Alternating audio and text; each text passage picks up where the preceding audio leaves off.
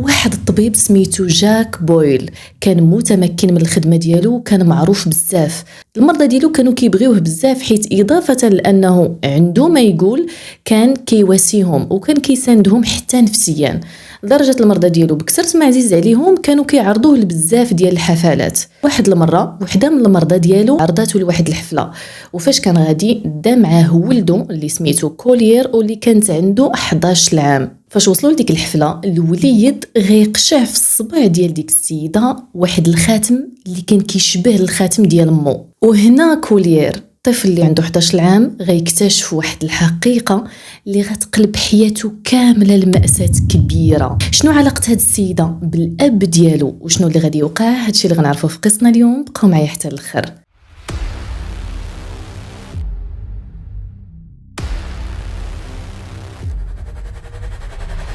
القصة ديالنا وقعات في 1989 بالضبط في واحد المدينة صغيرة سميتها مانسفيلد أوهايو، فين كان عايش واحد الطبيب اللي سميتو جاك بويل.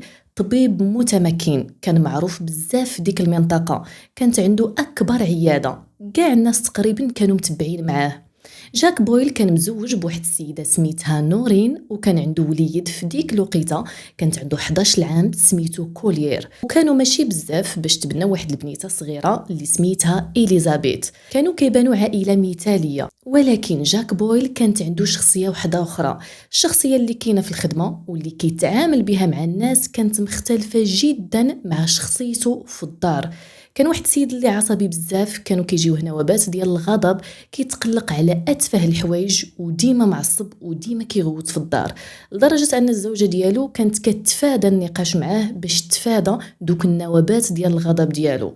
ولدو ما حدو كيكبر وهو كيرد البال لباه شحال عصبي، لدرجه ان واحد المره الزوجه ديالو نورين كانت في الكوزينه كتوجد الماكله، وكولير ولدها كان كيعاونها. واحد الوقيته طاحت ليه بيضه، تخيلوا ان غير حيت البيضه طاحت ليه بقى كيسبو، بقى كيخسر عليه الهضره، لدرجه انه هددو بالقتل. وهذا الكاركتير الصعيب ديال جاك بويل خلى العلاقه ديال نورين مع الابن ديالها تكون قويه، وكانت كتدافع عليه وكتخبي عليه بزاف ديال الحوايج، حيت الدراري الصغار ممكن انهم يديروا بسالات، كانت ديما كتخبي عليه حيت عارفه الاب ديالو الا تقلق غيدير فيه شي كارثه. ولكن واخا هكا كان الاب ديالو جاك بويل بزاف ديال المرات كيديه معاه للخدمه، وكان كيشوف التعامل ديالو مع الناس والناس كيفاش كيبغيوه، كان بحال الا كيعطي عذر لباه، كيقول ماشي مشكل واخا عصبي معنا في الدار، ولكن على الاقل الناس كيبغيوه، يمكن يكون واحد الانسان اللي زوين. ولكن اضافه الى ان جاك بويل واحد الشخص اللي عصبي بزاف مع العائله ديالو، كان متعدد العلاقات، كان كيخون مرتو بزاف، كان مهووس بالعيالات من علاقه لعلاقه، علاقات عابره ديال ليله وحده، علاقات اللي كيطول فيهم، وكانت عارفه بزاف ديال العلاقات ديالو. يعني عارفه نورين ان راجلها كيخونها، وكانت كتدعينيها حيت ما بغاتش تشتت الاسره ديالها وما بغاتش الابن ديالها يكبر بعيد على الاب ديالو. واخا الصراحه ما كيشوفش منه شي حوايج اللي زوينين بزاف، اكثر هي غير الغوات والاعصاب. واخا هكا كان مره كيبقى يديه معاه الخرجات الطبيه، فاش كيمشي مثلا في شي خرجات، مره كيديه معاه للعياده. وكولير ما كانش كيعرف باه انه كيخون ماما، عارف على انه عصبي وانه مهووس بالخدمه، هادشي اللي عارف. وليد تبارك الله عنده 11 عام، ولكن كان ذكي بزاف وكيرد البال. واحد المره وحده من المرضى ديال جاك بويل عرضاتهم لواحد الحفله، وجاك دا معاه ولدو لديك الحفله. المهم فاش وصلوا لديك الحفله كانت على برا، ما كانتش في الدار، كانت على جنب واحد البحيره وتجمعوا فيها بزاف ديال الناس كيشوي وكيضحكوا وناشطين، الجو كان زوين. وكولير لقى تما الدراري صغار وبقى كيلعب معاهم.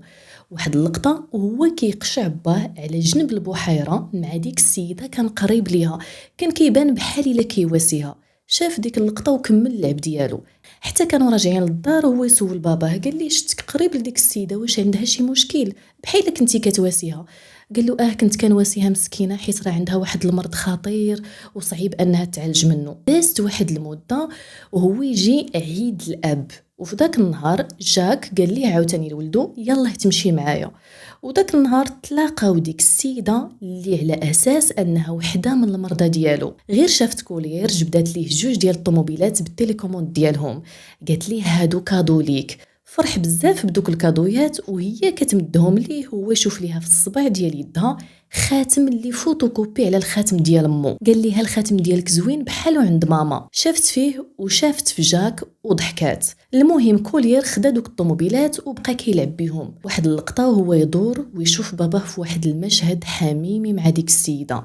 في الحقيقه ما كانتش وحده من المرضى ديالو، ولكن كانت الحبيبه ديالو وسميتها شيري. كولير شاف ديك اللقطه تصدم، حيت اول مره غيشوف باباه بانه كيخون ماماه. بقى ساكت، وفاش كانوا راجعين في الطوموبيل قال ليه باه بغيتك تكذب على ماماك وتقول ليها بلي انا اللي شريت لك هاد الطوموبيلات حيت النقاط ديالك زوينين، وما تعاود ليها حتى شي حاجه على اللي شفتيه، وما تعاود ليها حتى شي حاجه على شيري. كولير من طبيعه الحال كيخاف من باباه. قال ليه واخا. فاش وصلوا للدار داكشي اللي قال ليه باباه هو اللي قالوا الام ديالو. الاب ديالو من طبيعه الحال الاكثريه ما كيكونش في الدار، وكان كولير كيلاحظ ان باه ما كاينش بزاف في الدار، ولكن كيقول انه حيت خدام ديما، وحيت اصلا مره كيمشي معاه وكيشوفوا على انه مهووس بالخدمه.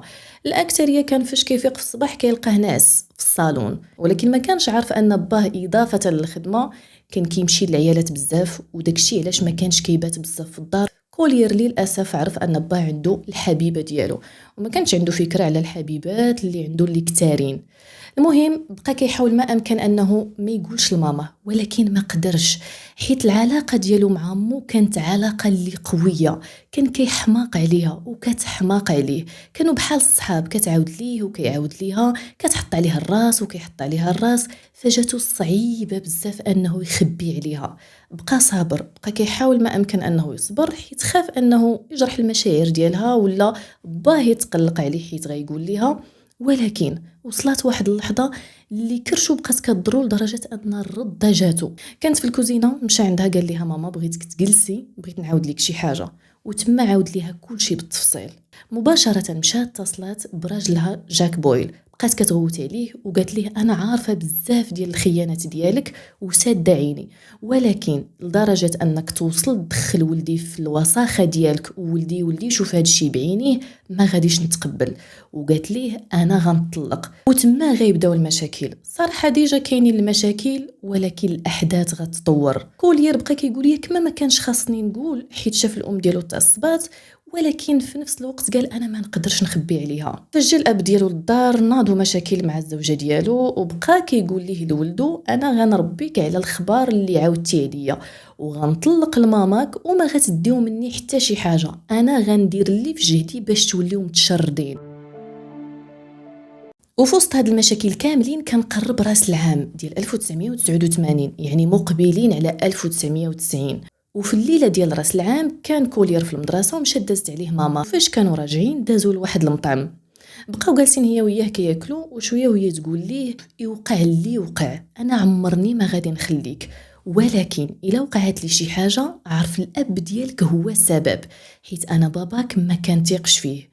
كولير جاوبها وقال ليها ما تخافي حتى من شي حاجه، انا اصلا غنحميك وحتى شي حاجه ما غتوقع ليك.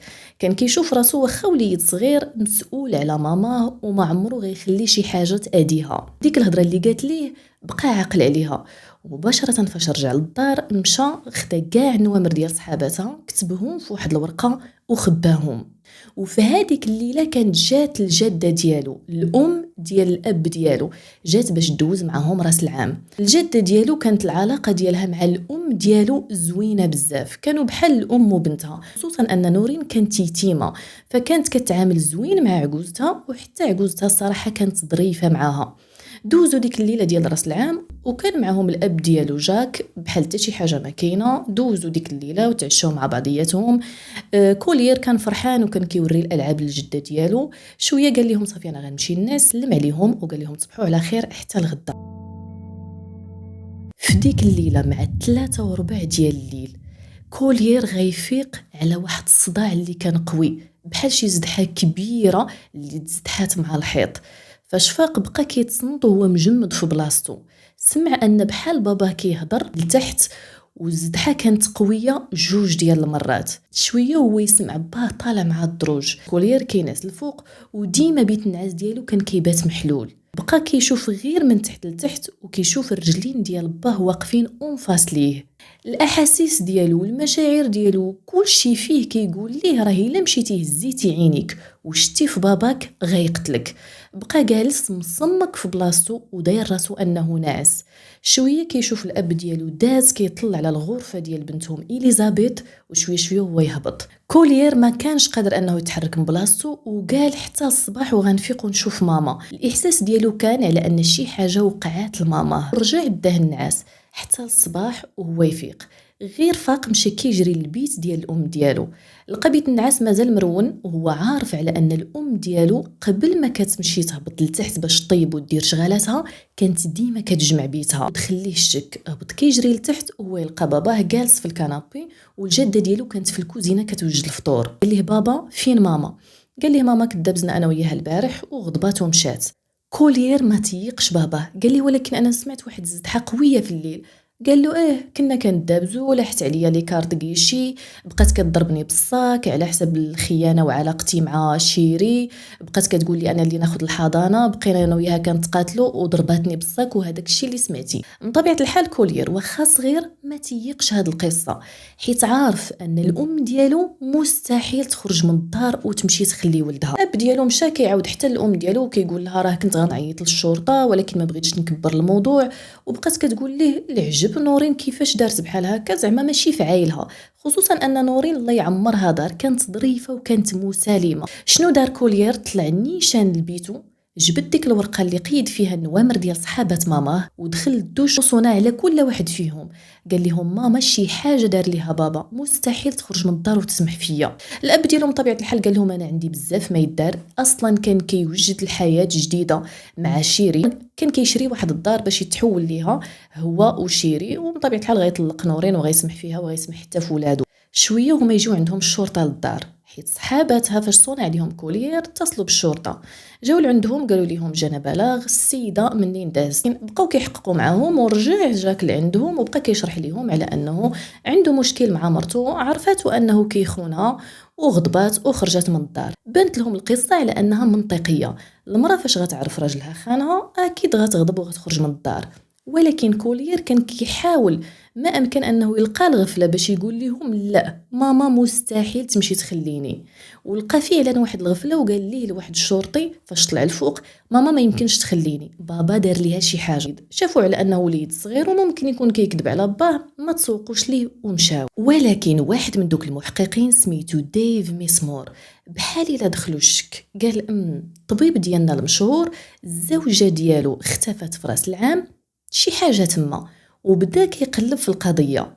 بدا مره كيجي للدار وكيبقى يطرح الاسئله على الجاده، حيت جاك بويل ديما غايب، وهي واحد النهار طلع ليها الدم، قالت لي عيقتي علينا كل مره غادي جاي، قلنا لك ان السيده غضبات وخرجت من الدار دابا ترجع. دخلات باش تمشي تتصل بولدها باش تقول ليه اجي تفاهم مع هذا السيد اللي غادي جاي لعندنا. وفي ديك اللحظه استغل كولير الفرصه، قال ليه شوف انا متاكد ان بابا دار شي حاجه لماما، وعافاك عطيني البطاقه ديالك باش اي معلومه شتا غنبقى نقولها لك، مستحيل ماما تمشي تخليني. داك المحقق بحال الا حس بالصدق ديال داك الطفل وقال مادام كرر بزاف هاد الهضره يمكن هاد الولد يكون عنده الصح، عطاه البطاقه ومشى. وهنا غتبدا العلاقه السريه بين كولير والمحقق ميسمور، غيبقى كيمشي عنده للمدرسه والمدير ديال المدرسه غيتساهل معاهم، حيت حتى هما هازين الهم من الام نورين اللي اختفات. بقى كل نهار كيجي لعندو تما وكيعطيه للدري جميع المعلومات على حياتهم، على التفاصيل ديال كيفاش عايشين وكل شيء. المهم كولير بدا كيعاود ليه اي حاجه جديده وقعت في الدار. واحد المره الدكتور جاك بويل جاي من برا ويديه مخبوشين وعيان وكيضروه كتافو، وقال ليه لولدو اجي دير ليا الماساج. هاد المعلومه مشى كولير قالها للمحقق ميسمور، وهنا بدا كيدخل الشك اشنو وقع ليه باش يديه مخبوشين.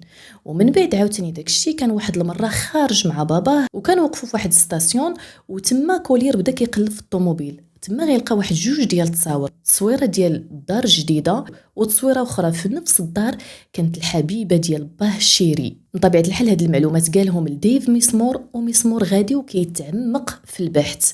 والاب جاك بدا كيدخلو الشك، كيقول كيفاش هاد المحقق كيعرف هاد التفاصيل كاملين لدرجه توصل حتى انه يحقق مع الحبيبه ديالو شيري.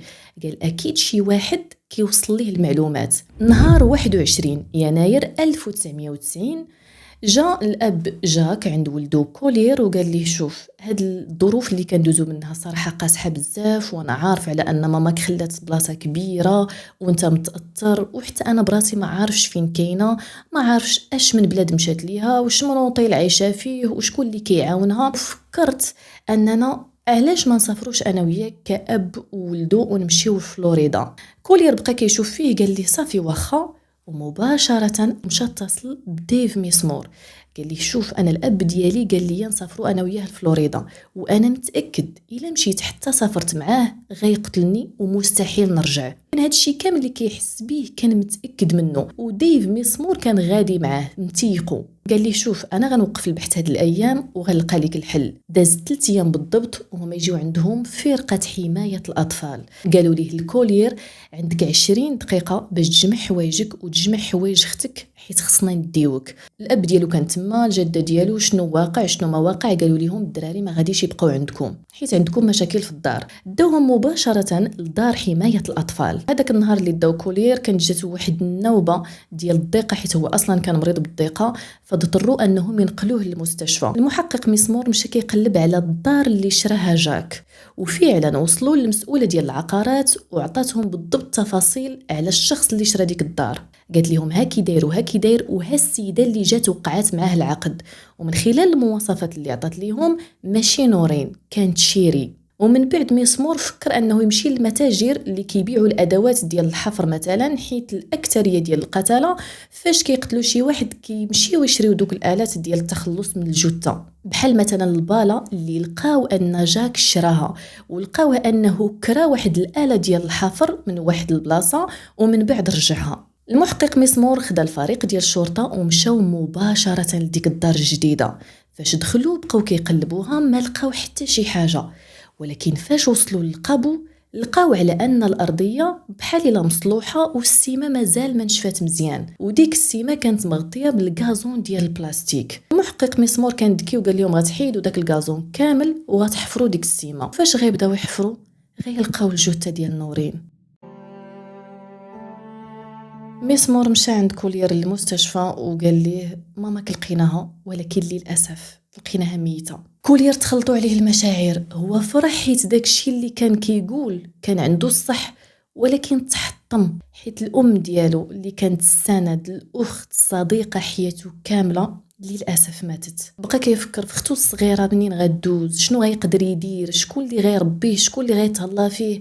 الحياه ديالو توقفات والعائله ديالو تشتتات. ومن بعد هاد الادله كاملين والتشريح اللي داروا للجثه عرفوا انها ماتت بضربه وتخنقات. وهذا الشيء داروا كامل الزوج ديالها جاك بويل. غيلقيو عليه القابض، ولكن خصهم الشاهد اللي غيشهد. وشكون هو هذا الشاهد؟ هو الابن ديالو كولير.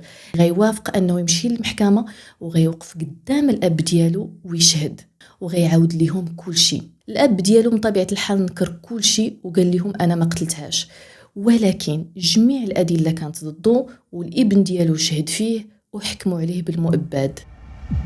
بالنسبه للحبيبه ديالو شيري ما كانت عندها حتى شي علاقه، حيت حتى هي كان كيكذب عليها بزاف وما كانتش عارفه بزاف ديال الحوايج. من بعد ما غيدخل الدكتور جاك بويل الحبس، الابن ديالو غيطمع ان وحده من العائلات ديالو غتربيه، يا اما العائله ديال الام ديالو ولا العائله ديال الاب ديالو، ولكن بجوجهم ما بغاوش. العائله ديال الام ديالو كيقولوا ليه كتشبه باباك، والعائله ديال الاب ديالو حقدوا عليه حيت شهد ضد باه. وهكا بقى يتيم ما عنده حتى شي واحد حتى وصل ل 13 عام، وتما غتبناه واحد العائله الله يعمرها دار، وهما اللي غيعوضوه على كل شيء، واخا مستحيل يعوضوه ومستحيل انهم يبريو داك الجرح ولا ديك الصدمه اللي وقعت ليه. الام ديالو اللي تقتلات على يد الاب ديالو، والاب ديالو اللي دخل الحبس، عائلته كامله تشتتات، ولكن واخا هكاك بقى كيتقاتل باش يتجاوز. وديك العائله اللي رباتو كانت سند كبير ليه. للاسف تفارق هو والاخت ديالو بالتبني، وحتى هي داتها عائله وحده اخرى. فاش كبر كولير كان التخصص ديالو في المجال ديال الافلام وديال الاخراج، وغيدير واحد الوثائقي اللي طويل على القصه ديالو كامله. وغيدير حتى برنامج اللي غيبقى يستقبل فيه الناس اللي كيعاودوا المشاكل ديالهم والصدمات اللي وقعوا ليهم، وغيبقى كيساندهم. وفي هاد السنوات كاملين كان مره كيمشي للسجن باش يزور باه وكيقول ليه نفس السؤال: علاش قتلتي الام ديالي؟ ما كانش نهائيا كيعطيه جواب، وكيقول ليه انا ما قتلتهاش، راه غير ظلمتيني وخصك تعاود تسحب الشهاده ديالك باش نقدر نخرج من هنا. ولكن كولير كان متاكد 100% وكل شي عارف على انه هو اللي قتل نورين. داز سنوات حتى مؤخرا 2026 كانت اخر لقاء معاه، مشى لعندو ولقاه مريض بزاف، 36 عام ديال الحبس ما سهلاش. قال ليه عافاك غنسولك لاخر مره، قول لي السبب اللي خلاك تقتل الوالده ديالي. طبيعه الحال ما عطاه حتى شي جواب. خرج من تما كولير وهو كيبكي، حيت قال عندي احساس كبير على ان هذه اخر مره غنشوف فيها الاب ديالي، حيت كان شافو عيان بزاف ومريض وتبدل. وفعلا مؤخرا في شهر 4 بالضبط كيتصلوا به من السجن، كيقولوا لي على ان الاب ديالك كيموت، واش تقدر تجي تشوفو؟ كان هو مسافر وكانت عنده الخدمه في مدينه اخرى، قال لهم انا ما غاديش نقدر نجي. وفي ديك الليله توفى جاك بويل.